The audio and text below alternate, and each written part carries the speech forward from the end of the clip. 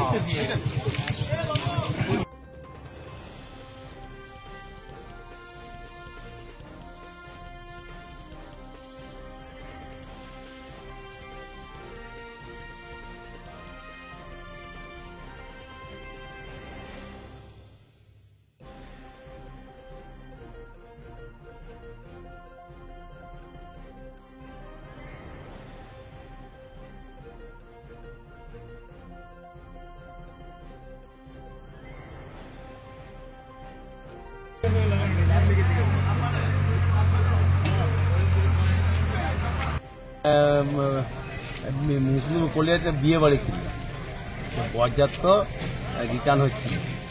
আর এখানে street light আছে, state line আছে। স্ট্রিট লাইটে পোলের উপর ধাক্কা মারার পর যখন দেখেছে একটা কিছু হলো, তখন ড্রাইভার বা যারা বরযাত্র ছিল সব নেমে পালিয়ে যায়।